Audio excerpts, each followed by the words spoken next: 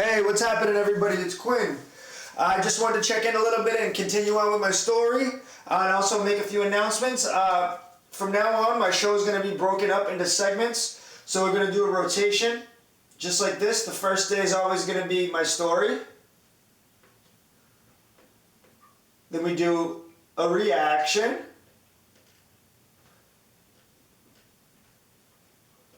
And then in the spring, it's going to go to Why Are You Famous, which is a new segment that I thought of today that is going to be a part of my show where I go into Boston Common. Or not Why Are You Famous, Why Should You Be Famous? Sorry about that. Why Should You Be Famous? And that's going to be where I go into Boston Common, set up a white table and ask people to perform their talent on the spot and record it, ask them why they think they should be famous. And that'll be a segment you can have something to look forward to for the springtime. So the content's going to be coming out, we're going to be planning it out, and it's going to stay in a cycle. So we'll do my story, a reaction, why should you be famous, and then last but not least, we're going to try to get artists on here to interview. Okay, so back to my story. Alright, so at the time I'm really focused on my live feed, and I didn't realize it, but I was teaching myself networking. Yay, networking! So I'm putting myself out there as a rapper, and everyone's learning about not only my music, but the music that's in the area, you know, and the music that's in really the country from underground artists. So their underground artists are now using my live feed as a platform to get their music to Massachusetts. So through this live feed now, I get so much notoriety from it that I have now worldwide friends and nationwide connections. So when I say worldwide friends, I mean I had people in the Philippines literally listening to what we had to say about local hip-hop, what's going on in our area, and what music they should check out on SoundCloud. And we have 100, 120 viewers, sometimes we get up to 1,000 viewers, you name it. And then what ended up happening though was I beat my case. And then I'm off house arrest, and I'm doing my live feed a little bit, but I'm not really as focused on it. So I beat my case, and I'm now off house arrest. And these next pretty much 6 months of time are some of the best and worst times of my life. My son at the time is about just turning 1. He's just going to turn 1 year old. And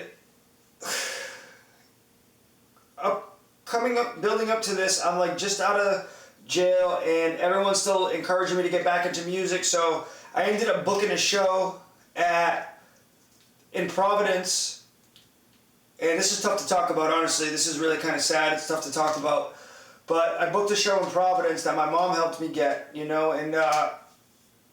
this was like one of the last times I seen my mother before she passed, and I went to this show, I killed it. I actually opened up for Cousin Stiz before he was famous. And Cousin Stiz, he is a rapper from Dorchester, Mass, and you can look him up. His biggest song is called No Bells. So I opened up for him, I met him.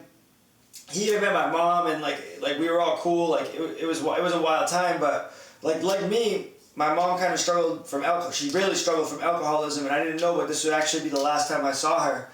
So my mom kind of gets real too drunk at the party, the after party of my show, and really made a fool of herself. And at the time, I wasn't drinking at all because I saw what it was doing to my mom, and I was like, I don't want to drink. I don't want to be a part of it. So I would always be on my mom's ass, like, stop drinking. Like, what the hell, stop drinking. My mom and my girl would drink together, and it would freaking burn my nerves.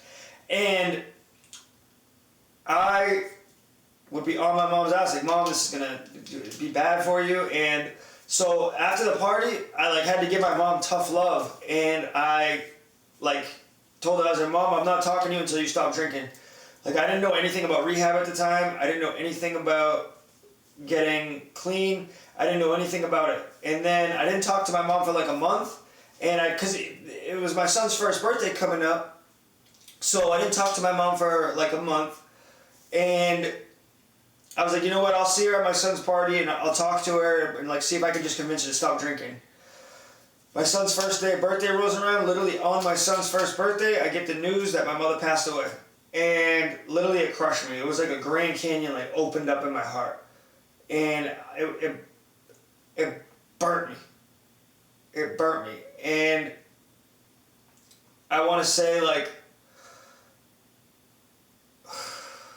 losing my mom was the worst thing that ever happened to me, straight up. Really, like, the most emotional, physical pain, and since then I have not been right.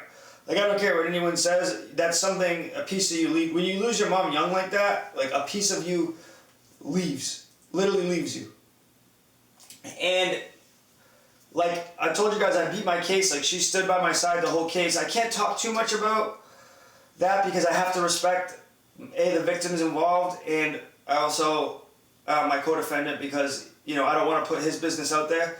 But, like, my mom was just really there for me, and I feel like I stressed her out. I'm the one that made her drink like that, and I didn't even realize that, you know? So, like, I just beat this huge case where I almost went away for a long time, and I got lucky because through my mom, the witnesses, let's just say they changed around their story, and I didn't get in trouble. So my mom had some leverage to make that happen, and she did, and I ended up beating the case fair and square. Like, it was trumped up charges, and I didn't do anything wrong anyway.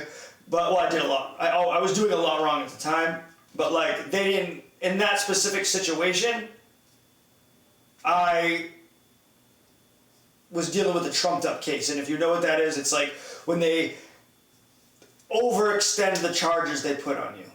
But, like, that's not the point of the story. The point of the story is I am continuing making these bad decisions. I'm in and out of jail, and then I lose my mom. So, like, at the time when I lose my mom, I'm off house arrest, and I'm living with my girl and my son at her house. Now, so up until the time right before I lost my mom, I'm literally living, like, an amazing life. Like, I have a beautiful girlfriend. I just had a son. Like, I'm working on this music. I'm, you know, selling, like, a little weed. I'm not really in the game anymore. I'm working at, like, Home Depot, dibbling and dabbling and stuff, though, still. And